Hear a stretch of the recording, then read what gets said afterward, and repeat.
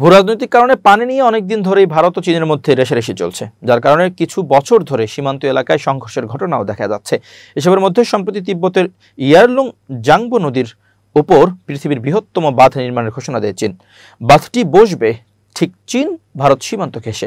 বেজিংয়ের বাঁধ নির্মাণের এমন সিদ্ধান্তে উদ্বেগও প্রকাশ করেছে ভারত। ইয়ারলুং জাংবো হল চীনের তিব্বত স্বায়ত্তশাসিত অঞ্চলে অবস্থিত একটি নদী। ভারত বাংলাদেশে যার পরিচিতি ব্রহ্মপুত্র। ভারত আশঙ্কা করছে তিব্বতে চীনের এই মেগা বাঁধ নির্মিত হলে শুষ্ক মৌসুমে ব্রহ্মপুত্র নদীর পানি প্রবাহ 85% পর্যন্ত হ্রাস পেতে পারে। সেই সঙ্গে পানিকে অস্ত্র হিসেবে ব্যবহার করতে পারে বেইজিং। পরিস্থিতি মোকাবেলায় দ্রুত নিজেদেরই বিশাল বাঁধ নির্মাণ পরিকল্পনা এগিয়ে নিচ্ছে নয়াদিল্লি। রয়টার্স জানায়, তিব্বতের আংশি হিমবাহ থেকে উৎপন্ন এই নদী চীন, ভারত ও বাংলাদেশের 10 কোটিরও বেশি মানুষের জীবন ও জীবিকা বহন করে। ভারত বহুদিন ধরেই এই জলপ্রবাহ নিয়ন্ত্রণে প্রকল্প গ্রহণের কথা ভাবছিল, কিন্তু অরুণাচল প্রদেশের স্থানীয় বাসিন্দাদের তীব্র ও কখনো সহিংস বিরোধিতার কারণে পরিকল্পনা এগোয়নি।